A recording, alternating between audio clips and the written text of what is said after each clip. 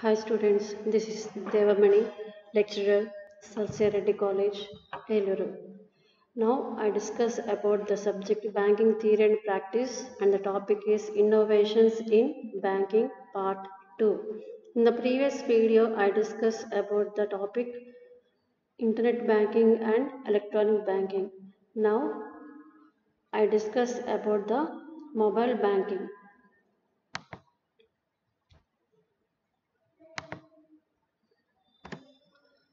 Mobile banking, also known as M-banking, it is used for performing balance checks, account transactions, payment credit applications, and other banking transactions through a mobile device such as mobile phone. The earliest mobile banking services were offered through SMS, a service which is called SMS banking. Mobile బ్యాంకింగ్ని మనం M-బ్యాంకింగ్ అని కూడా అనొచ్చు. అలాగే ఈ యొక్క mobile banking యొక్క ఫస్ట్ సర్వీస్ ఏంటంటే SMS సర్వీస్. అంటే మన దగ్గరకు ఉన్న మొబైల్ ఫోన్కి బ్యాంక్ నుంచి ఒక SMS వస్తుంది అనమాట. అది ఫస్ట్ మొబైల్ సర్వీస్. అలాగే దాని తర్వాత మొబైల్ బ్యాంకింగ్లో వేరియస్ సర్వీసెస్ ప్రొవైడ్ చేస్తారు బ్యాంకింగ్ వాళ్ళు. అవి ఏంటంటే బ్యాలెన్స్ చెక్ చేసుకోవటం, అకౌంట్స్ ట్రాన్సాక్షన్స్ చేసుకోవటం, అలాగే పేమెంట్స్ చేయడం, అలాగే క్రెడిట్ అప్లికేషన్స్ అంటే లోన్స్ తీసుకోవాలన్నా కూడా మొబైల్ బ్యాంకింగ్ ద్వారా లోన్స్ తీసుకోవచ్చు. అలాగే ఇంకా ఇతర బ్యాంకింగ్ ట్రాన్సాక్షన్స్ అన్నీ కూడా మొబైల్ బ్యాంకింగ్తో చేసుకోవచ్చు అన్నమాట. సో ఇది మొబైల్ బ్యాంకింగ్. అలాగే మొబైల్ బ్యాంకింగ్ యొక్క services. First one, information relating the support. In this we have status of request for credit, including mortgage approval and insurance coverage. First point ఏంటంటే credit loans apply చేస్తే ఆ credit loan యొక్క status అనేది తెలుసుకోవడానికి కూడా mobile banking ద్వారా తెలుసుకోవచ్చు. అలాగే లోన్స్ అప్రూవల్ అయిందా లేదా కూడా తెలుసుకోవడానికి మొబైల్ బ్యాంకింగ్ మనం యూజ్ చేసుకోవచ్చు. అలాగే ఇన్సూరెన్స్ కవరేజ్, ఇవన్నీ కూడా మొబైల్ బ్యాంకింగ్ ద్వారా మనం ఈ యొక్క ఇన్ఫర్మేషన్ అంతా కూడా తెలుసుకోవచ్చు అనమాట. Second one, check books and cards request. So check book request చేయడానికి లేదంటే చెక్ బుక్ని చెక్ చేసుకోవడానికి, అలాగే డెబిట్ కార్డ్ కానీ క్రెడిట్ కార్డ్ కానీ దాని యొక్క రిక్వెస్ట్ కానీ అది ఎలా ఉంది స్టేటస్ ఏంటో తెలుసుకోవడానికి కూడా మొబైల్ బ్యాంకింగ్ ద్వారా మనం యూటిలైజ్ చేసుకోవచ్చు. Third one, exchange of date messages and emails including complaint submission and tracking. అలాగే ఈమెయిల్స్ కానీ కంప్లైంట్స్ కానీ ఇవన్నీ కూడా మనం మొబైల్ బ్యాంకింగ్ ద్వారా కూడా చూసుకోవచ్చు అనమాట. And fourth one is ATM location. So మనం వేరే ప్లేసెస్లో ఉంటే కనుక ఆ ప్లేసెస్లో ఏటీఎం అనేది ఏ ప్లేస్లో ఉంది తెలుసుకోవడానికి మనం మొబైల్ బ్యాంకింగ్ ద్వారా కూడా తెలుసుకోవచ్చు అనమాట. సో ఈ ఇన్ఫర్మేషన్ అంతా కూడా మనం మన మొబైల్ బ్యాంకింగ్ నుంచి తెలుసుకుంటాం. ఏంటంటే ఫస్ట్ వన్, క్రెడిట్ స్టేటస్ ఎలా ఉంది, అలాగే లోన్స్ అప్రూవల్ ఎలా ఉంది, అలాగే ఇన్సూరెన్స్ కవరేజ్ అనేది కూడా చూసుకోవడానికి మొబైల్ బ్యాంకింగ్ని ఉపయోగించుకుంటాం. Second one, check books and cards request. అంటే చెక్ బుక్స్ గురించి, డెబిట్ కార్డ్ క్రెడిట్ కార్డు గురించి కూడా ఎలా ఉంది స్టేటస్ ఎలా ఉంది కూడా మొబైల్ బ్యాంకింగ్ ద్వారా తెలుసుకుంటాం. థర్డ్ వన్ ఏంటి, ఈమెయిల్స్ కానీ మెసేజెస్ కానీ, అలాగే మనం ఏదైనా కంప్లైంట్ ఇస్తే ఆ కంప్లైంట్ ఎలా ఉంది అనేది కూడా మొబైల్ బ్యాంకింగ్ ద్వారా తెలుసుకోవచ్చు. ఫోర్త్ వన్ ఏంటి, ATM లొకేషన్. సో మనం వేరే ప్లేస్లో ఉంటే కనుక ఆ ప్లేస్లో ATM అనేది ఎక్కడ ఉందో తెలుసుకోవాలంటే మొబైల్ బ్యాంకింగ్ యూజ్ చేసుకుని సో ATM లొకేషన్ అనేది తెలుసుకుంటాం అన్నమాట. Second one, information relating to bank account. First one, mini statement and checking of account history. So 2-3 months యొక్క మన బ్యాంకింగ్ స్టేట్మెంట్ అనేది తెలుసుకోవాలన్నా కూడా మొబైల్ బ్యాంకింగ్ ద్వారా తెలుసుకోవచ్చు. అలాగే మన అకౌంట్ యొక్క డేటా హిస్టరీ అంతా కూడా మొబైల్ బ్యాంకింగ్ ద్వారా కూడా మనం తెలుసుకోవచ్చు. అలాగే అలర్ట్ మెసేజెస్, అది యాక్టివ్గా ఉందా లేదా, ఇన్యాక్టివ్గా ఉందా లేదా. అలాగే టర్మ్ డిపాజిట్ గురించి. సో టర్మ్ డిపాజిట్స్ ఉంటే కనుక పీరియడ్ ఎంత ఉంది, ఇంకెంత టైం పీరియడ్ అనేది కూడా తెలుసుకోవచ్చు అనమాట. అలాగే లోన్ స్టేట్మెంట్స్, అలాగే access to card statements, insurance గురించి, పెన్షన్ గురించి, అలాగే చెక్స్ అనేది ఒకవేళ చెక్ కనుక ఇష్యూ చేస్తే ఎవరికైనా ఆ చెక్ అనేది స్టాప్ చేయాలనుకున్నాం అనుకోండి, సో మొబైల్ బ్యాంకింగ్ ద్వారా ఆ చెక్ని మనం స్టాప్ చేయొచ్చు. అలాగే బ్యాలెన్స్ చెక్ చేసుకోవచ్చు. అలాగే ట్రాన్సాక్షన్స్ అన్నీ కూడా రీసెంట్ చేసుకోవడానికి మనం ఈ యొక్క మొబైల్ బ్యాంకింగ్ని మనం ఉపయోగించుకుంటాం. Third one, information relating to payments, deposits, withdrawals and transfers. So ఈ యొక్క మొబైల్ బ్యాంకింగ్ ద్వారా మనం డొమెస్టిక్ ట్రాన్స్ఫర్ కానీ ఇంటర్నేషనల్ ట్రాన్స్ఫర్స్ అనేది కూడా ఉపయోగించుకుంటాం. అలాగే మొబైల్ రీఛార్జ్ చేసుకోవటం, కరెంటు బిల్లు కానీ నెట్ బిల్లు కానీ ఇంకా ఇలాంటివన్నీ కూడా మొబైల్ బ్యాంకింగ్ ద్వారా చేసుకోవచ్చు. అలాగే withdrawals at banking agent, deposits at banking agent. So banking agent కనుక మనీ డిపాజిట్ చేసినా విత్డ్రాల్ చేసినా అది ప్రాసెస్లో ఉందా లేకపోతే దాని యొక్క స్టేటస్ అనేది ఎలా ఉందో తెలుసుకోవడానికి మనం మొబైల్ బ్యాంకింగ్ ద్వారా తెలుసుకోవచ్చు అనమాట. సో ఇవి మొబైల్ బ్యాంకింగ్ గురించి అనమాట. Next one, electronic fund transfer, EFT అంటారు. So electronic fund transfer. So ఈ యొక్క ఈఎఫ్టీ అనేది ఒక సిస్టమ్.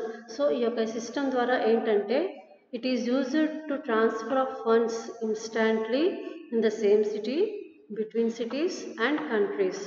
అంటే ఈఎఫ్టీ సిస్టమ్ ద్వారా మనీ అనేది ట్రాన్స్ఫర్ చేసుకోవడానికి అవకాశం ఉంటుంది అన్నమాట. సో ఈ యొక్క మనీ అనేది సేమ్ సిటీలో ట్రాన్స్ఫర్ చేసుకోవచ్చు, లేదంటే ఒక సిటీ నుంచి ఇంకో సిటీస్, లేదంటే ఒక కంట్రీ నుంచి ఇంకో కంట్రీ కూడా మనీ ట్రాన్స్ఫర్ చేసుకోవచ్చు. అది కూడా ఈఎఫ్టీ సిస్టమ్ ద్వారా. అలాగే ఈ యొక్క ఈఎఫ్టీలో మనకి ఆర్టీజీఎస్ అండ్ ఎన్ఈఎఫ్టీ అనేది 2 సర్వీసెస్ ఉంటాయి అన్నమాట. సో ఆర్టీజీఎస్ అంటే రియల్ టైమ్ గ్రాస్ సెటిల్మెంట్స్, అలాగే నెఫ్ట్ అంటే national fund transfer services. So ఈ యొక్క 2 సర్వీసెస్ కూడా మనీని ట్రాన్స్ఫర్ చేయడానికి, అలాగే ఒక బ్రాంచ్ నుంచి ఇంకో బ్రాంచ్కి మనీ ట్రాన్స్ఫర్ చేయడానికి, అలాగే ఒక బ్యాంక్ నుంచి ఇంకో బ్యాంక్కి మనీ ట్రాన్స్ఫర్ చేసుకోవచ్చు. అలాగే ఒక కంట్రీ నుంచి ఇంకో కంట్రీకి కూడా ఈ యొక్క సర్వీసెస్ ద్వారా మనీ అనేది ఈజీగా ట్రాన్స్ఫర్ చేయడానికి అవకాశం ఉంటుంది అనమాట. సో మనం ఫస్ట్ ఈఎఫ్టీ యొక్క స్కీమ్స్ ఏంటో చూద్దాం ఇక్కడ. First one, real time gross settlement services. So real time gross settlement సర్వీసెస్లో మనకి ఏ ఫ్యూచర్స్ ఉన్నాయో చూద్దాం. First one, a system to promote e payment and paperless banking. So ఈ యొక్క ఆర్టీజీఎస్ ద్వారా ఏంటంటే ఈ పేమెంట్ అనేది చేసుకోవచ్చు, అలాగే పేపర్లెస్ ట్రాన్సాక్షన్స్ అనేది కూడా జరుగుతాయి. సో మనం బ్యాంక్కి వెళ్తే అప్లికేషన్ ఇస్తారు, అకౌంట్ ఓపెన్ చేయాలంటే అప్లికేషన్ ఇస్తారు, అప్లికేషన్ ఫిలప్ చేయాలి, ఫొటోస్ పెట్టాలి, సైన్స్ చేయాలి, ఇవన్నీ ఉంటాయి అన్నమాట. సో ఆ ప్రొసీజర్ అంతా లేకుండా పేపర్లెస్ ట్రాన్సాక్షన్ చేసుకోవచ్చు. ఆన్లైన్లో మనం అకౌంట్ అనేది చేసుకోవచ్చు, అలాగే ఆన్లైన్లో పేమెంట్ అనేది కూడా చేసుకోవచ్చు అనమాట ఈ యొక్క ఆర్టీజీఎస్ సర్వీస్ ద్వారా. Second one, funds of ₹1 lakh and above of corporate and retail customers are eligible for transfer under the scheme. అంటే ఆర్టీజీఎస్ స్కీమ్ ద్వారా ఏ కార్పొరేట్ పర్సన్స్ అయినా లేదంటే రీటైల్ కస్టమర్స్ వాళ్ళు ఎలిజిబుల్ అనమాట ట్రాన్స్ఫర్ చేసుకోవడానికి. అలాగే ఈ యొక్క ఫండ్ అనేది ఎంతవరకు ట్రాన్స్ఫర్ చేసుకోవచ్చు, 1 lakh అబవ్ ట్రాన్స్ఫర్ చేసుకోవచ్చు. ఓకేనా. ఈ పాయింట్ ఏంటంటే ఇక్కడ ఈ యొక్క ఆర్టీజీఎస్ ఫండ్ ట్రాన్స్ఫర్ చేసుకోవడానికి ఎవరు ఎలిజిబుల్ అని చెప్తున్నారు, corporate persons and retail customers. So వాళ్ళు కూడా ఎంతవరకు ట్రాన్స్ఫర్ చేసుకోవచ్చు, 1 lakh and above.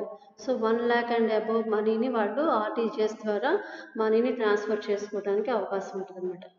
Third one, it eliminates risk of loss of instrument or its fraudulent use. So ETGS service అనేది యూజ్ చేసుకుంటే కనుక రిస్క్ ఆఫ్ లాస్ అనేది కూడా తగ్గుద్ది, అలాగే ఫ్రాడ్ అనేది కూడా తగ్గుద్ది అనమాట. సో ఈ ఆర్టీజీఎస్ అనేది కనుక సర్వీస్ యూజ్ చేసుకుంటే రిస్క్ ఆఫ్ లాస్ తగ్గుద్ది, అలాగే ఫ్రాడ్స్ అనేది మిస్టేక్స్ అనేది జరగకుండా కూడా చూసుకోవచ్చు. Fourth one, the RBI timings for settlement of transactions are 9 AM to 4 PM on weekdays and 9 AM to 12 noon on Saturdays. అంటే ఆర్బీఐ ఒక టైమింగ్ ప్రకారం ఏంటంటే ఆర్టీజీఎస్ ట్రాన్స్ఫర్ చేయాలంటే, ఆర్టీజీఎస్ అనే సర్వీస్ ఉపయోగించుకోవాలంటే Monday to Friday 9 to 4 PM వరకు utilize చేసుకోవచ్చు, and Saturdays only 9 to 12 వరకే ఈ యొక్క ఆర్టీజీఎస్ అనేది యూటిలైజ్ చేసుకోవాలి. Fifth one, cheaper than traditional mode of remittance, that is drafts telegraphic transfer.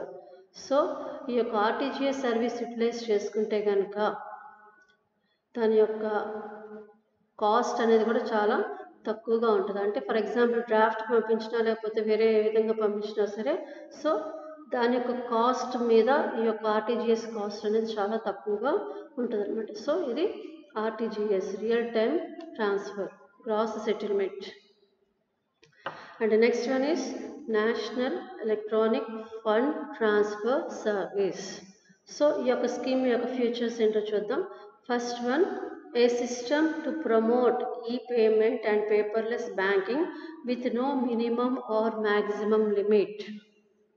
ఇందాక చెప్పుకున్న ఆర్టీజీఎస్లో మనం అక్కడ మనీ అనేది 1 lakh అండ్ అబోవ్ అనేది చెప్పుకున్నాం. కానీ ఇక్కడ నేషనల్ ఎలక్ట్రానిక్ ఫండ్ ట్రాన్స్ఫర్ నెఫ్ట్లో ఇక్కడ మినిమం అమౌంట్ మ్యాక్సిమం అమౌంట్ అనేది ఏమి ఉండదు, ఎంత అమౌంట్ అయినా సరే చేసుకోవచ్చు అనమాట. అలాగే ఈ payment paper. Second one, facility available to both retail and corporate clients. ఈ యొక్క నెఫ్ట్ సర్వీస్ అనేది రీటైల్ కస్టమర్స్కి అలాగే కార్పొరేట్ క్లయింట్స్ కూడా ఉపయోగించుకోవచ్చు. Third one, ensures remittance of funds on the same day. అంటే ఇక్కడ దీంట్లో నెఫ్ట్ ద్వారా ఏంటి ఫెసిలిటీ అంటే సేమ్ డేనే ఫండ్ అనేది ట్రాన్స్ఫర్ అవుతుంది, సేమ్ డేనే ఫండ్ ట్రాన్స్ఫర్ అవుతుంది. Fourth one, eliminates risk of loss of instrument or its fraudulent use. ఈ యొక్క నెఫ్ట్ సర్వీస్ ద్వారా రిస్క్ ఆఫ్ లాస్ అనేది ఉండదు, అలాగే ఫ్రాడ్స్ కానీ మిస్టేక్స్ కానీ జరగడం అనేది ఉండదు.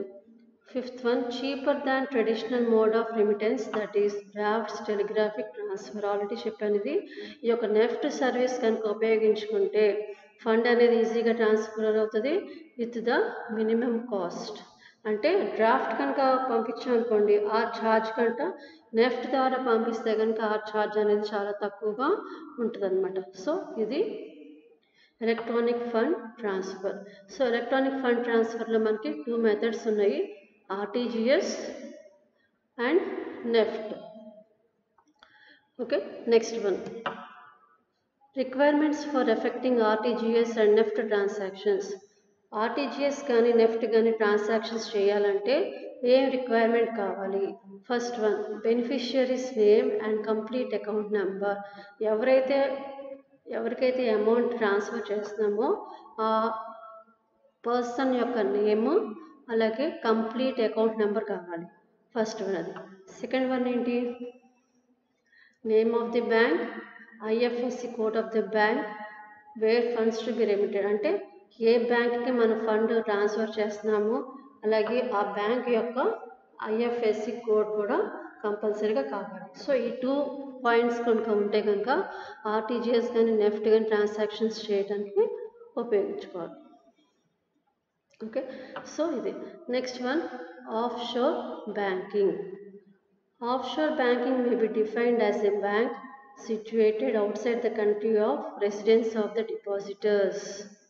Offshore banks are located in a low tax jurisdiction that offer financial benefits. Offshore banking అనేది అవుట్సైడ్ ద కంట్రీలో సిచ్యువేటెడ్ స్టార్ట్ చేస్తారన్నమాట. సో వేరే కంట్రీలో స్టార్ట్ చేసిన బ్యాంక్ అనమాట. వేరే కంట్రీలో రెసిడెంట్ ఎవరైతే ఉన్నారో ఆ రెసిడెంట్స్ వాళ్ళకి ఈ యొక్క ఆఫ్షోర్ బ్యాంకింగ్ అనేది ఉపయోగించుకుంటారు. అలాగే ఈ యొక్క ఆఫ్షోర్ బ్యాంకింగ్ అనేది అన్ని ప్లేసెస్లోనూ ఓపెన్ చేయరు. ఎక్కడ ట్యాక్స్ అయితే తక్కువగా ఉంటుందో, ఏ ప్లేస్లో ట్యాక్స్ అయితే తక్కువగా ఉంటుందో ఆ ప్లేస్లోనే ఈ యొక్క ఆఫ్షోర్ బ్యాంకింగ్ అనేది ఉంటుందన్నమాట. For example London based bank అంటే లండన్కి సంబంధించిన ఒక bank which is located in India. అంటే వేరే కంట్రీ యొక్క బ్యాంక్ ఇక్కడ సిచ్యువేషన్ చేశారన్నమాట, ఇక్కడ లొకేట్ చేశారన్నమాట. సో అటువంటి బ్యాంక్ని ఏమంటారు అంటే ఆఫ్షోర్ బ్యాంకింగ్. మళ్ళీ ఎగ్జాంపుల్ చెప్తాను చూడండి. లండన్ బేస్డ్ బ్యాంక్ అంటే లండన్లో స్థాపించబడిన బ్యాంక్ని మన ఇండియాలో ఢిల్లీలో కనుక లొకేట్ చేస్తే కనుక సో ఆ బ్యాంక్ని ఏమంటారు అంటే ఆఫ్షోర్ బ్యాంకింగ్ అని అంటారు. Okay, a bank which is located outside the country of residence of the depositor. అలాగే ఈ యొక్క బ్యాంక్ అనేది ఎక్కడ చేస్తారు అంటే ఎక్కడైతే ట్యాక్స్ అనేది తక్కువగా ఉంటుందో ఆ యొక్క జ్యూరిస్డిక్షన్లోనే ఈ బ్యాంక్ని లొకేట్ చేయడం జరుగుద్ది.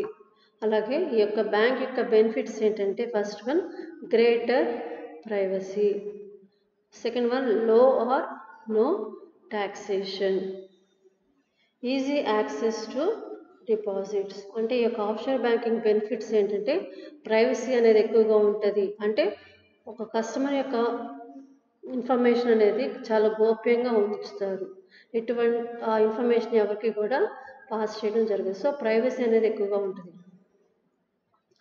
సెకండ్ వన్ ట్యాక్స్, లో ట్యాక్స్ ఆర్ నో ట్యాక్స్, అంటే ట్యాక్స్ అనేది ఉండదు లేదా చాలా తక్కువగా ట్యాక్స్ అనేది ఉంటుంది. Third one easy access to deposits. So deposit చేయాలంటే చాలా ఈజీగా చేసుకోవచ్చు, దానికి ఎటువంటి రెస్ట్రిక్షన్స్ అనేది ఉండవు. Next, offshore banking accept deposits from other foreign banks and make euro currency loans but may not accept deposit from residents of the country in which it is located. ఈ యొక్క ఆఫ్షోర్ బ్యాంకింగ్ అనేది డిపాజిట్ని స్వీకరిస్తుంది. ఎవరి deposits?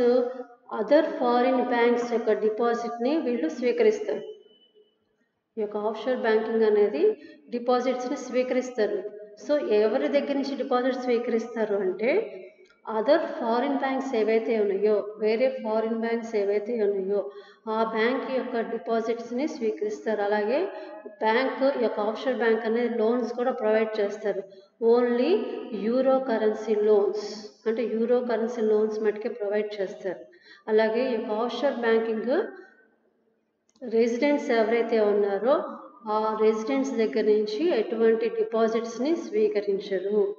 అంటే ఈ యొక్క offshore బ్యాంకింగ్లో ఎక్కడైతే locate చేస్తారో అక్కడి రెసిడెంట్స్ వాళ్ళ యొక్క డిపాజిట్స్ని వీళ్ళు స్వీకరించరు అనమాట.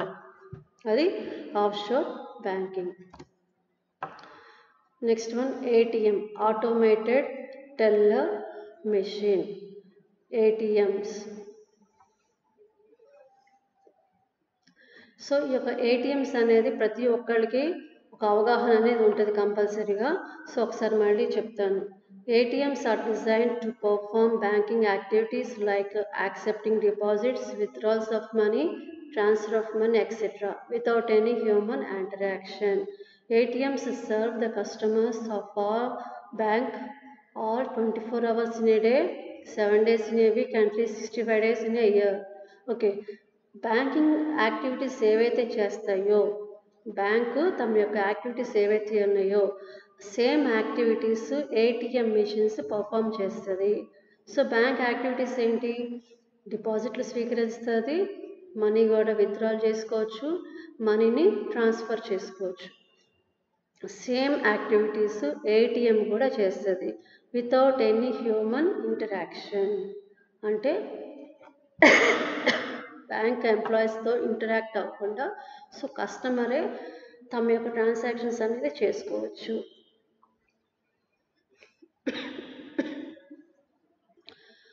ఓకే. ఈ యొక్క ఏటీఎం అనేది services 24 hours 7 days 365 days operate చేసుకోవచ్చు అన్నమాట.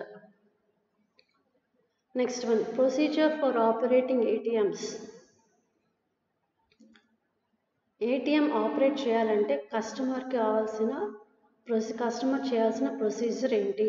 First one, bank issue A card called ATM card to the customer who want to enjoy the ATM facility. A customer అయితే ఏటీఎం ఉపయోగించుకోవాలనుకుంటాడో ఆ కస్టమర్కి ఒక కార్డ్ అనేది ఇష్యూ చేస్తుంది. బ్యాంక్ వాళ్ళు ఒక కార్డ్ ఇష్యూ చేసుకుంటారు అనమాట. సో దాన్ని ఏమంటారు అంటే ఏటీఎం కార్డ్ అని అంటారు. Second one, the customer has to feed the card into ATM to withdraw or deposit. A customer అయితే ఏటీఎంని ఉపయోగించుకోవాలనుకుంటాడో ఆ కస్టమర్ ఏటీఎం కార్డ్ని ఏటీఎం మిషన్లో ఫీడ్ చేయాలి. సో ఈ యొక్క తను విత్డ్రాల్ చేయాలన్నా సరే, డిపాజిట్ చేయాలన్నా సరే ఆ కస్టమర్ ఆ కార్డ్ని ఏటీఎం మిషన్లో ఫీడ్ చేయాలన్నమాట. So here the machine will read the magnetic strip on the card and demanded the pin. So whenever the customer feed the card in the ATM, ఎప్పుడైతే కస్టమర్ ఏటీఎం కార్డ్ని ఏటీఎంలో పెడతాడో అప్పుడు ATM machine ఒక ATM machine ఆ కార్డ్ని read చేస్తుంది. అలాగే read చేశాక పిన్ కూడా అడుగుతుంది అనమాట. So if the pin is correct, customer press చేసిన పిన్ కరెక్ట్ అయితే కనుక సో కొన్ని ఏం ట్రాన్సాక్షన్స్ చేయాలో అనేది డిస్ప్లే చేస్తాడు. అంటే మనీ డిపాజిట్ చేయాలా, విత్డ్రా చేయాలా, ట్రాన్స్ఫర్ చేయాలా, లేదంటే వెరిఫై చేయాలా, సో ఇవన్నీ. సో కస్టమర్ వీటిలో ఏది కావాలంటే అది చూస్ చేసుకోవాలన్నమాట. So the customer can make the ATM work his desired transaction. So customer తనకు కావాల్సిన ట్రాన్సాక్షన్ని తను చేసుకోవడానికి అవకాశం ఉంటుంది అన్నమాట. అలాగే 5th one, ATM is connected with computer system of the bank. ఈ యొక్క ఏటీఎం అనేది బ్యాంక్లో ఉన్న కంప్యూటర్కి లింకప్ అయి ఉంటుంది అన్నమాట, అంటే కనెక్ట్ అయి ఉంటుంది అన్నమాట. సో ఎక్కడైతే ఏటీఎం మిషన్ ఉందో ఆ ఏటీఎం మిషన్ బ్యాంక్లో ఉన్న సిస్టమ్కి, బ్యాంక్లో ఉన్న కంప్యూటర్ సిస్టమ్కి కనెక్ట్ అయి ఉంటుంది. 6th one, there is an option to get the receipt for deposit or withdrawals made from the ATM itself also. So బ్యాంక్కి వెళ్తే ఏదైనా ట్రాన్సాక్షన్ చేస్తే వాళ్ళు పేమెంట్ స్లిప్ ఇస్తారు, అవునా? అలాగే ఏటీఎం కూడా ఏదైనా కస్టమర్ ట్రాన్సాక్షన్ చేసినా, విత్డ్రాల్ చేసినా, డిపాజిట్ చేసినా కూడా ఏటీఎం మిషన్ కస్టమర్కి రిసిప్ట్ కూడా ఇస్తుంది. అంటే బ్యాంక్లో మనం చేసే ట్రాన్సాక్షన్ ఎలా ఉంటుందో అలాగే ఏటీఎంలో కూడా సేమ్ ట్రాన్సాక్షన్ చేస్తాం. సో బ్యాంక్ వాళ్ళు మనకి ట్రాన్సాక్షన్ చేసినందుకు రిసిప్ట్ ఇస్తారు, అలాగే ఏటీఎం కూడా మనం ట్రాన్సాక్షన్ చేసినందుకు ఒక రిసిప్ట్ అనేది వస్తుంది అన్నమాట. So this is about the ATM, automated teller machine. Okay, so innovations in బ్యాంకింగ్లో మనకి ఏ టాపిక్స్ ఉన్నాయి? Electronic banking, internet banking, mobile banking, EFT, offshore banking and ATM. So ఈ పాయింట్స్ అన్నీ కూడా 2 వీడియోస్లో చెప్పాను, రాసుకొని ప్రిపేర్ అవ్వండి. So by this we completed the second unit మనం కంప్లీట్ చేసినట్టు ఈ వీడియోతోటి. Okay, thank you.